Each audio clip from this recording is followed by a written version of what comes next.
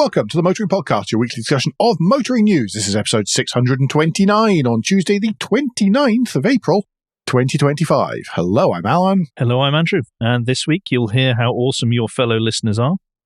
In new car news, you'll hear how awesome your fellow listeners are. And in points of interest, you'll hear how awesome your fellow listeners are. But first, we have a smidgen of follow-up and the first bit where we get to thank listeners of the show. Alexander Orkin got in touch with me via LinkedIn to discuss the Europe banning carbon fiber story that we raised last week and we were worried about, and because of how it was written up, we thought this was going to be a big problem for the car industry. Turns out, thanks to people who know more about these things, such as Alexander, not the case. There is an excellent article linked to in the show notes from Forbes written by Michael Taylor, and he explains exactly how Europe is actually not going to ban carbon fiber. And also there are different types of carbon fiber in which only certain aspects of it were the ones that were to be worried about. And it also turns out that the research that was originally used to state that carbon fiber was a hazardous material has been disputed quite heavily by several other bits of research. And now, as of last week, the back end of last week, the EU has removed carbon fiber from the list of potential hazardous material. And this was all proposals anyway. Yes, it wasn't ever an actual thing yet. No, it could well be. Thank you, Alexander, for getting in touch. Thank you for clearing that up. And actually, thank you for the education on carbon fiber, because I learned quite a bit there on stuff I did not know. Yeah, don't be put off by the fact that the article's on Forbes. It is really good. Michael Taylor is great. Yes, exactly. And Forbes gives you 4 free articles. Week or month, I forget which. Not follow-up. New news. Nissan. Gosh, we're covering them quite a lot at the minute. But this seems like relatively good news. NISSAN GB has appointed James Taylor, not the singer-songwriter, as its new managing director. He succeeds Diana Torres, who had the job for about a year. Torres had been in Nissan for over 10 years, come from North America, Mexico, and then Latin America, whereas Taylor has come from Vauxhall as managing director. He's going to report up to Mayra Gonzalez, who's the Divisional Vice President of Marketing Sales at Nissan Europe. We did think he was going to go somewhere. The way the original Vauxhall announcement was, it inferred gardening leave. Well, obviously, this is the end of gardening leave. Yeah, and there was lots of rumours about him being involved with Nissan as well. I can't remember whether he was appointed as like something to do with sales or something initially, which will be tied into his contract of who you can go to and when. Yes. And all that sort of stuff. But yeah, it's not a huge surprise to those who've been following along the story. No. Some more stability for Nissan GB, and hopefully they can move forward because they've got a busy year or two, as long as the wider company can continue to operate and exist. Yes, agreed. Next up, then, I don't know if this is good news or not. It's confusing news as far as I'm concerned about driving tests. Well, it depends on whether you want more people on the road or not. The DVSA has promised 10,000 extra driving tests a month across the country to cut the waiting list. Because there are, depending on where you are in the country, you can be waiting for as much as 6 months to take a test from booking it. Now, this is very much regionally dependent. I am presuming London is a real pinch point just because of the number of people. But the Transport Secretary, Heidi Alexander, is quoted in this Autocar article in the show notes. I'm instructing DVSA to take further action immediately to reduce waiting times, which will see thousands of additional tests made available every month. Instructing and being able to are not always the same things. There are a couple of things that are happening administratively wise, which will help, such as not allowing block bookings, which then get passed on to other people. Well, not allowing resale of them and people profiting from having booked driving tests. But also driving instructors booking them, even when they don't have somebody lined up for it. They're just trying to get a slot, as it were, which is sort of symptom of the problem. essentially, Yeah. to a certain degree. But also they are, and this one baffled me considering how long there has been a problem with the backlog, is they're going to reinstate overtime payments for test examiners, which just baffles me. If you know there's a problem and that's one quick way in which to deal with it, then why have you waited this long? Because the other thing they're doing is they're going to increase the recruitment of test examiners as well. Now, that takes longer because somebody has to get qualified to do that, pass a test, as it were, to be able to examine. Yes. And also, reading the article, it's not always as attractive to become an examiner compared to being an instructor financially. Yeah. But on the other hand, nice civil service job with a pension and whatever else. So it just depends what you want, really. Hopefully, between it all, it helps to make it easier, or not easier, but quicker for people to be able to take a test. Yes. Toyota news seems to have fallen to me. Charge your glasses, because he's going to say Toyota a lot in a minute. I am. Chairman of Toyota Motor Corporation, Akio Toyoda, has proposed a buyout of one of their suppliers. That supplier is Toyota Industries Corp, which is all the Toyota stuff that doesn't involve cars.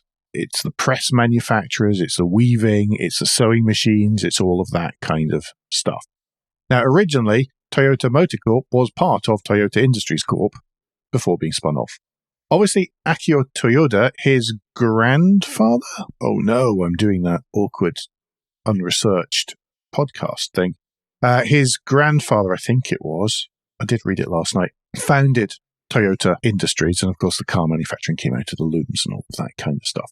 Right at the minute, the reason for this, he's proposing the buyout at 40% premium over its closing stock price last Friday, meaning it's 6 trillion yen or $42 billion, and that would make it one of the biggest buyouts in the world and in history.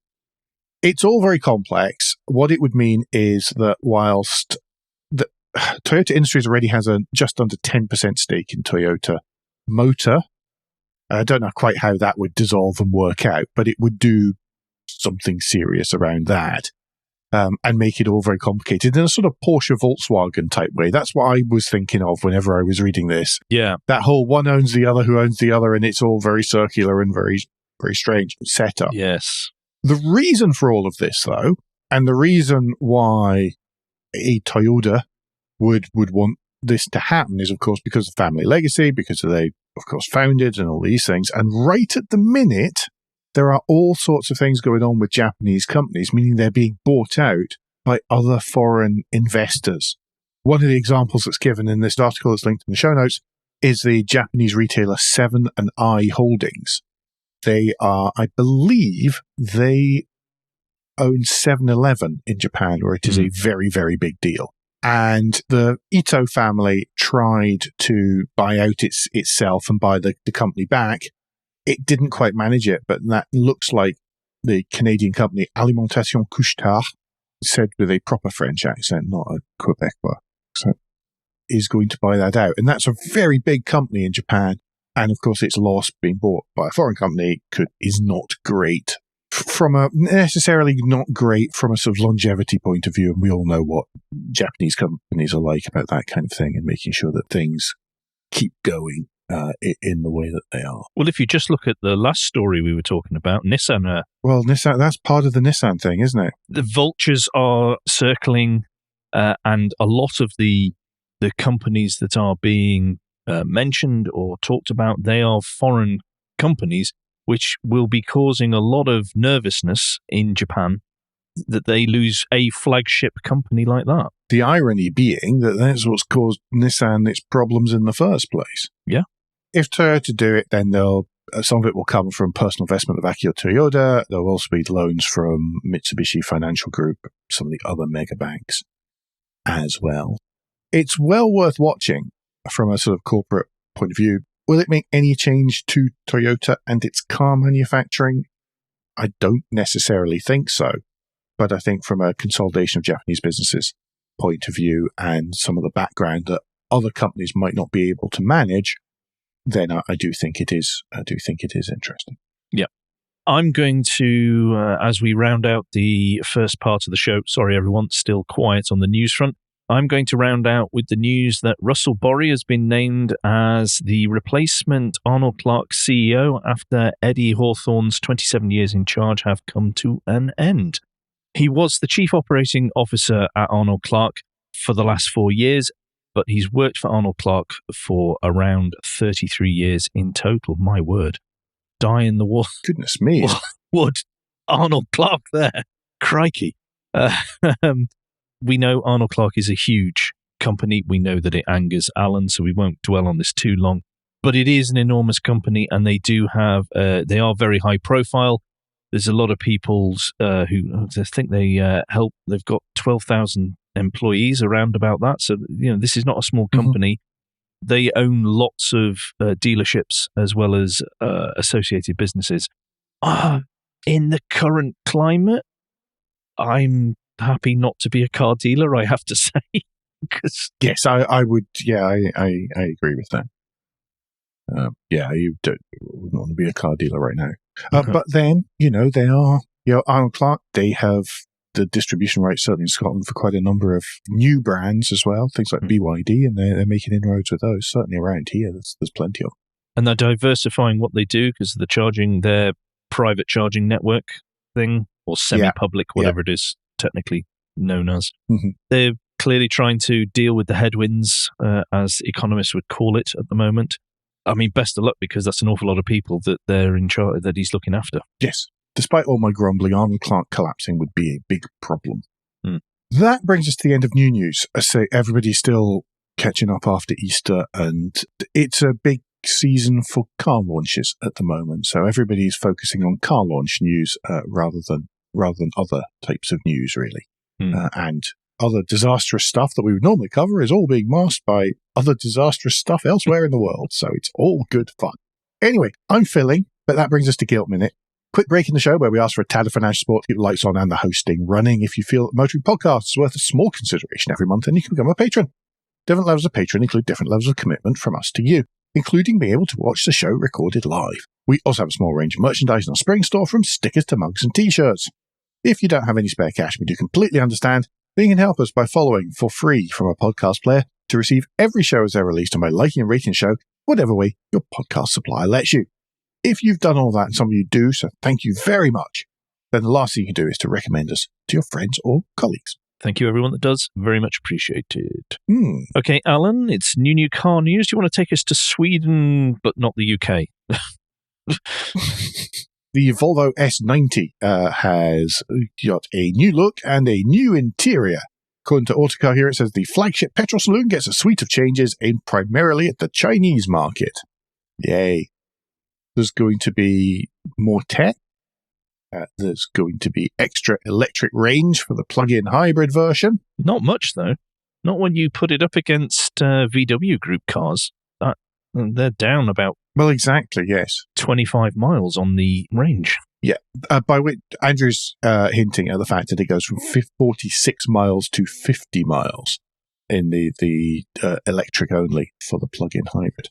But I think the thing that people are really going to be commenting on is the asymmetric grille. I like it. I like it too, where obviously the traditional diagonal bar across Volvo grills, the sort of, if you're sitting in the car, the left-hand side all slopes the same way as the bar, and then the other side is the inverse. Now, I think it's really smart. I think it looks really good. It's kind of simple but distinctive, and means that you don't necessarily have to have a massive grille to make it stand out.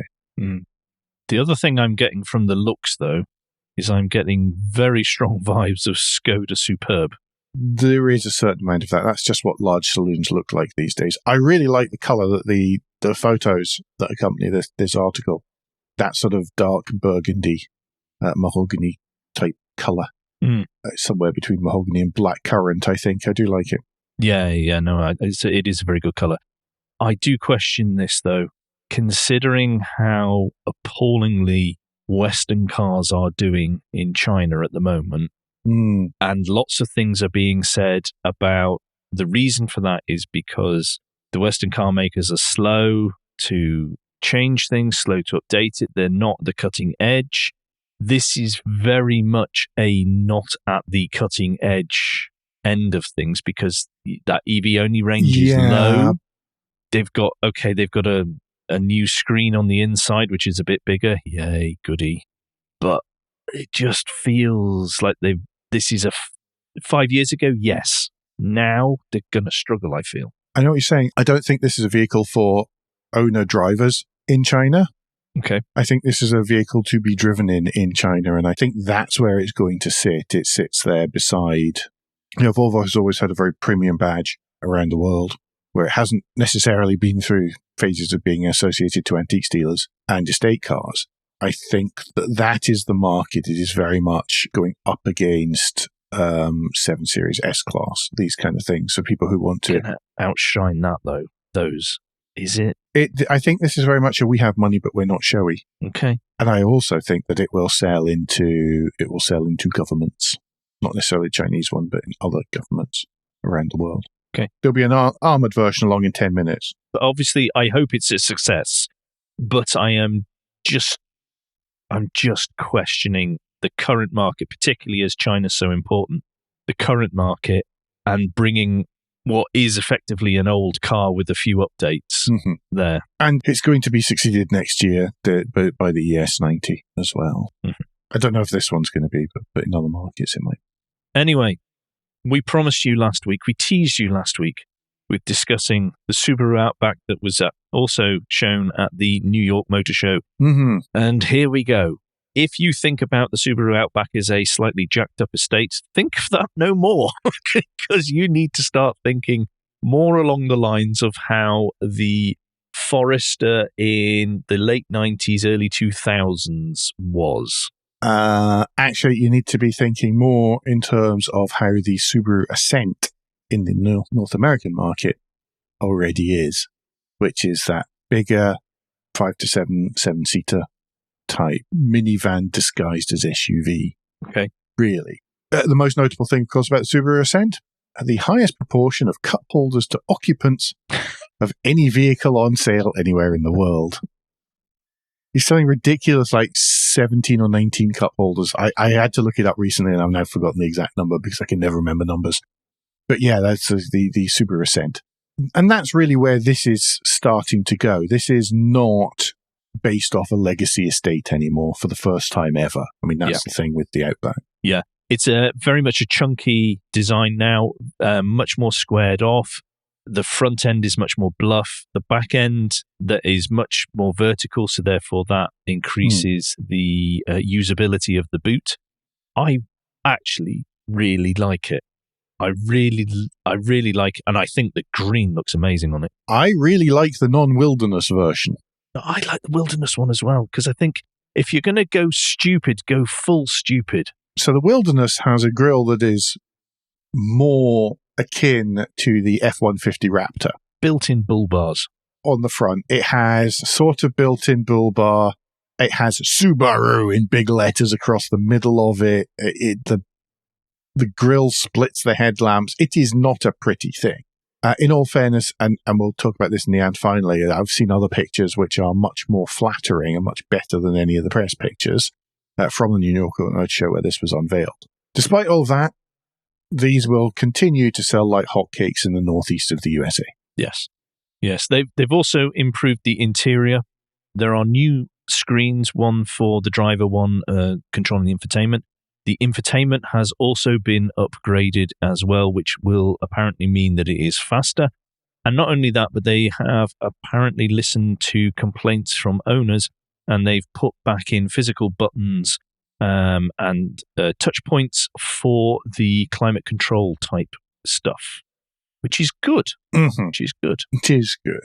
Whether or not the Outback is going to come to the UK is a different matter. I mean, it is pretty much guaranteed that we'll get the electric estate we were talking about last week. The Trail Seeker. Oh, yeah, the Trailblazer. No, it's not Trailblazer. Trail Seeker, yes. Trail Seeker, sorry. It's called Trail Seeker in the US, but nobody's really sure what else it would be. No, that's a Chevrolet.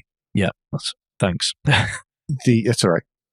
So let's see. It's Yeah, lots of pictures anyway in the Car Scoops article that is linked in the show notes if you really want to see what we're looking at.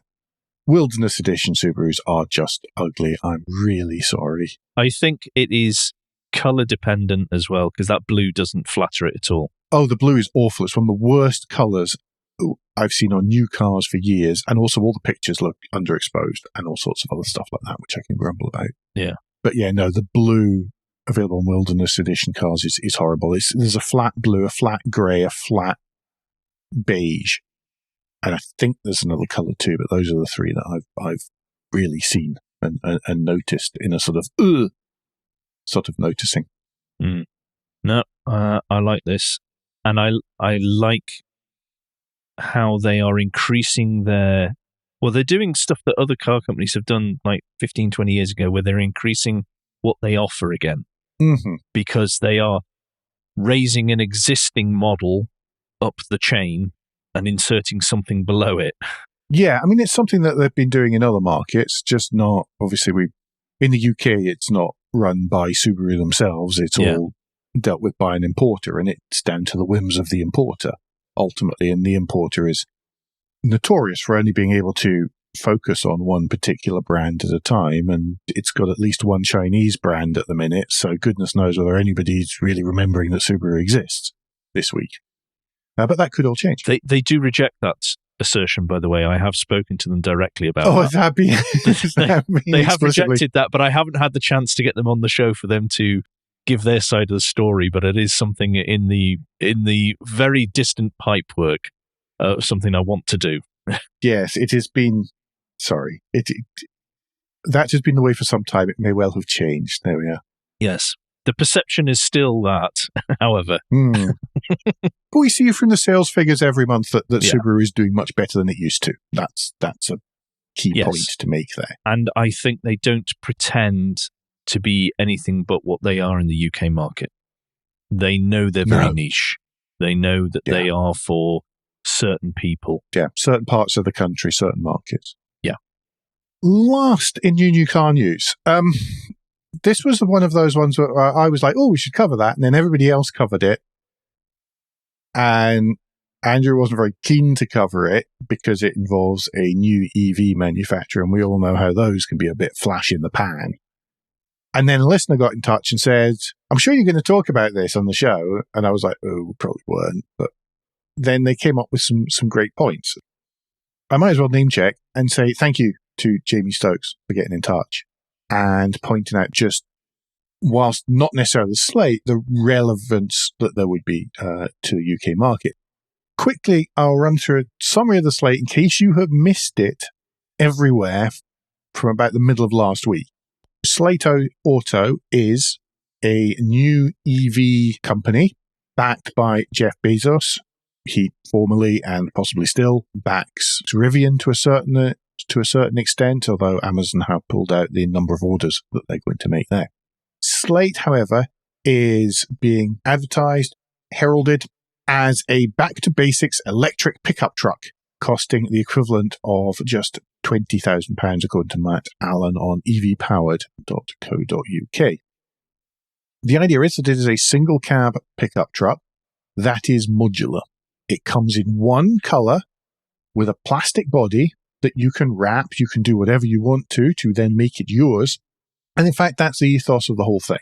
The idea is you buy the basic pickup and then you can change it. You can change the wheels, you can change the ride height, you can, in the US, certainly you can add rear seats, you can add a roll bar, you can add a hard top on the back to either allow you to carry loads or to fit seats as well. And all these kind of things. It has as little onboard tech as is legally possible.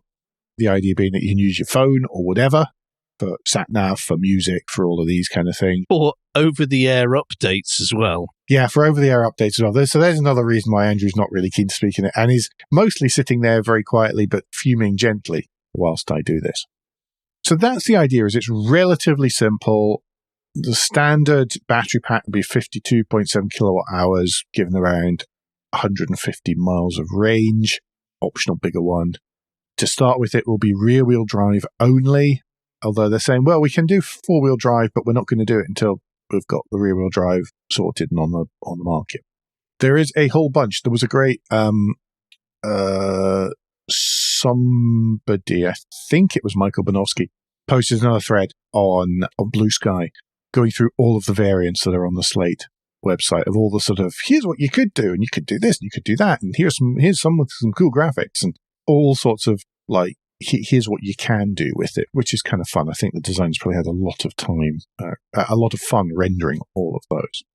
The reason we're covering it, though, because everybody's been through all the stuff that we've just been through, is that a number of comments were made about how this type of vehicle, not necessarily Slate, but this type of vehicle is something that UK farming is crying out for. I thought that was the Ineos. Well, no, the Ineos is too big and too expensive. That was it, because I said that too.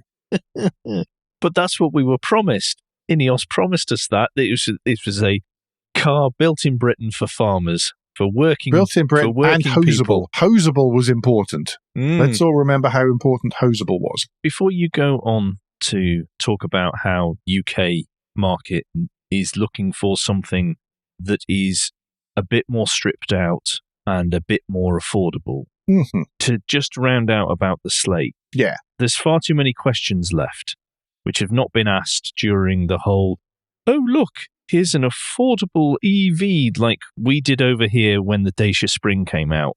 And then when you start to pick away behind all the, everyone's very excited that something's affordable, there's some caveats that, like, 150 miles is not much. 453 kilogram towing capacity, a 650 kilogram payload. They're all big constraints for the market they wish to be in. That's actually quite a good payload for the market that they wish to be in, by the way, compared to other pickup trucks, established pickup trucks that you see on the market. Okay.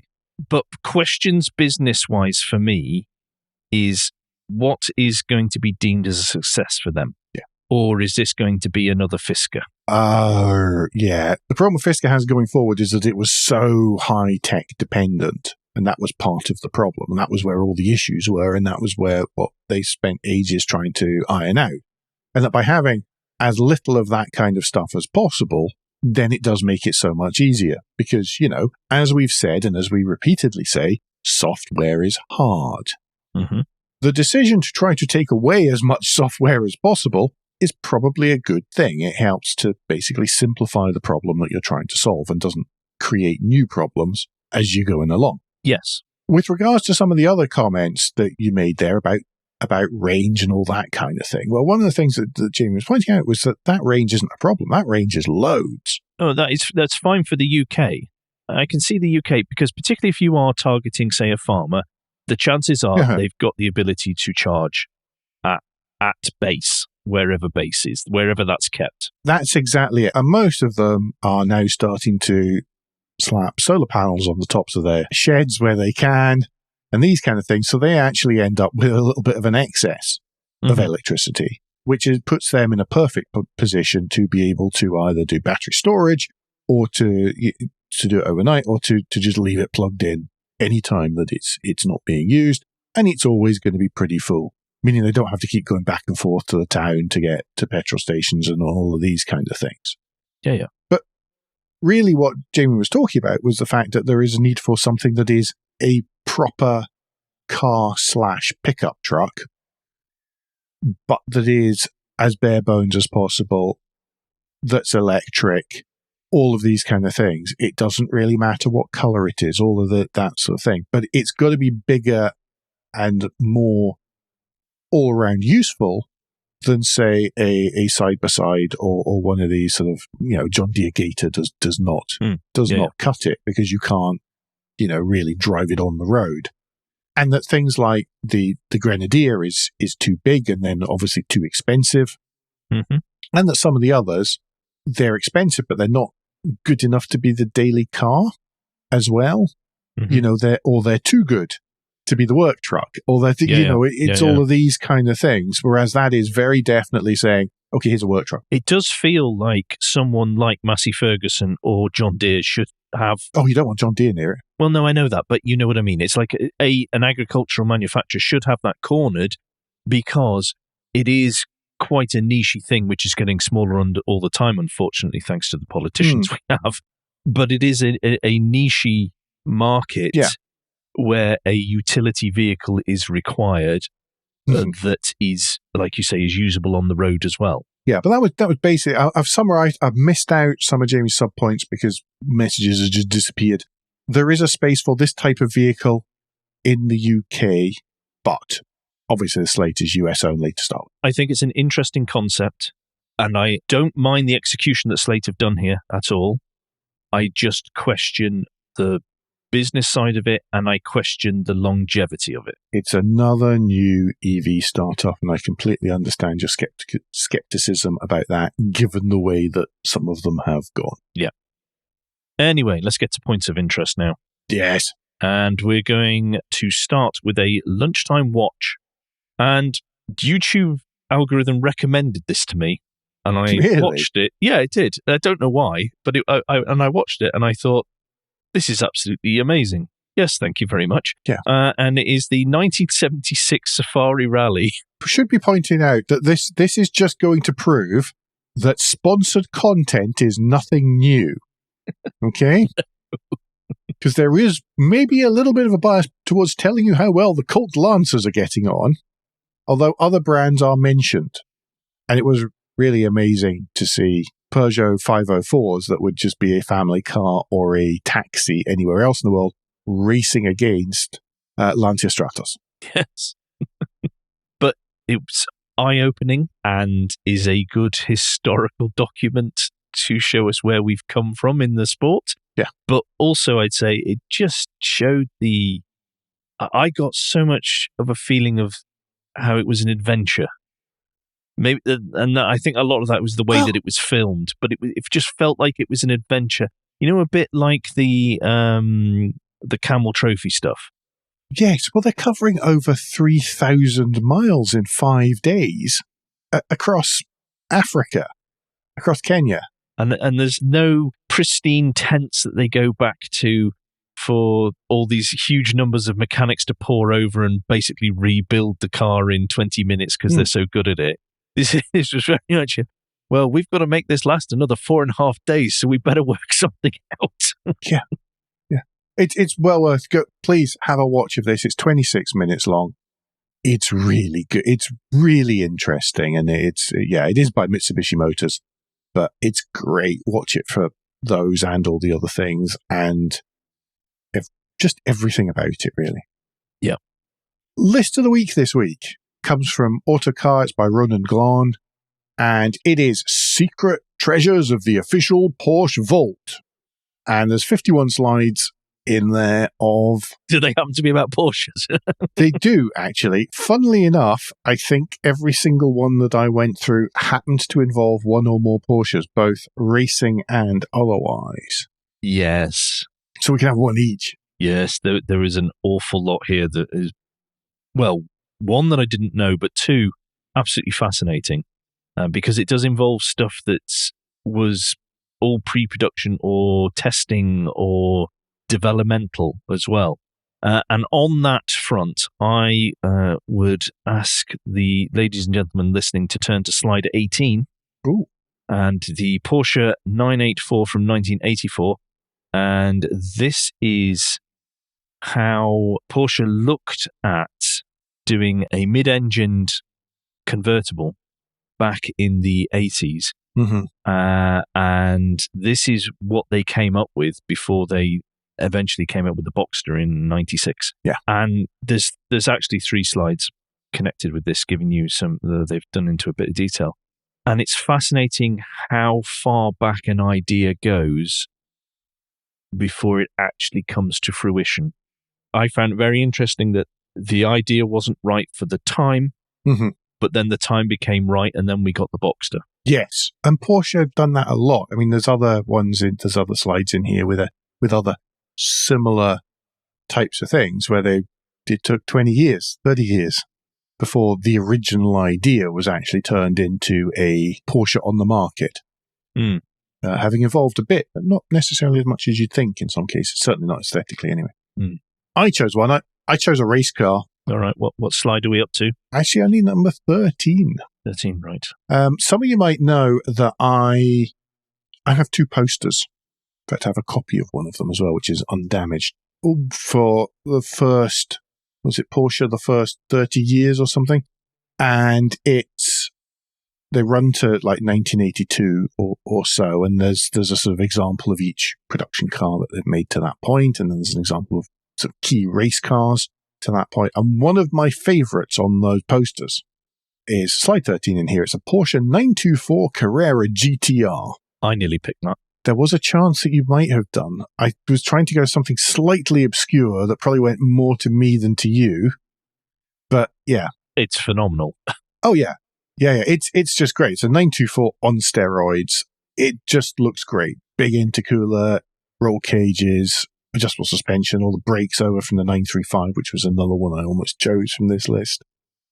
All sorts of cool stuff. I think it just looks great. And to little me, seeing the sort of boxy arches and I've gotten the right term for them, the aero wheels, and all of these things, that it was one of the coolest cars on those posters. And so when I spotted it here, I thought, that's the one. Lots of other great stuff, maybe more predictable great stuff as well, and stuff that's maybe got a bit more airtime over the years. Great list. Well worth some of your time to flick through. Absolutely. Okay, that leaves us with the and finally. And the and finally this week is, for the third and final time, thanks to listeners on this show, the listeners episode. Matthew Tyson went to the New York Motor Show and let everybody know that he was there, at which point Alan leapt upon him digitally and via the Blue Sky app to say, could you please go and take a couple of pictures of this and this for me? I'd really like to see some more angles. It was the Outback wilderness because I wanted to make I wanted to have more of an opportunity to come to a conclusion as to whether it is actually completely fugly or not. It is. And sure enough, Matt sent some great photos and shared some great photos, which are much better than the press photos.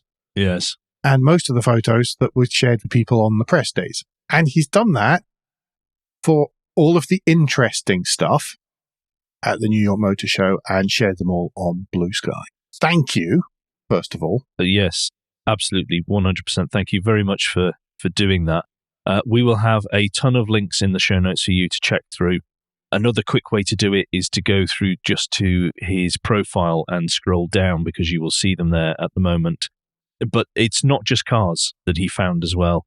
And it's not just brand new cars that he found. So there is an awful lot of really fun, lovely and obscure stuff there. Thank you, Matthew. I hope you had a blast. Looked like it was a fabulous place, a fabulous event. Yeah. Well done there. I almost went a couple of years ago. The trouble was that there was a big demonstration over a president happening in New York that weekend, and I decided I didn't necessarily want to be in New York when that was happening. Yep, it's one of those things that I wished I'd been able to get to, but didn't. I went to the Providence Motor Show instead. It was not the same. Not that there's anything wrong with Providence. It's lovely. That, I think, is us for this week. Yep, we'll be back. Same time, same place next week. And don't forget, between now and then, you can give us any feedback and share your thoughts with the show at motoringpodcast.com on Blue Sky, at Motoring Podcast on Instagram and Facebook, www.motoringpodcast.com, the hub of all our activities. Remember, you can support us financially via Patreon, and please leave a review and rating on Apple Podcasts, YouTube, or however your podcast app lets you do such a thing. Andrew, what's the best way to get in touch with you? Best way to get in touch with me is if you search for Crack Wintering on Blue Sky. Failing that, if you prefer LinkedIn, I am there under my full name. And Alan, if people would like to get in touch with you personally, what's the best way for them to do that? The best way is definitely to use Blue Sky, where I'm at AJP Bradley. That's BIADLUI.bsky.social. We'll be back very soon. Until then, I've been Alan Bradley. I've been Andrew Clues. And safe motoring.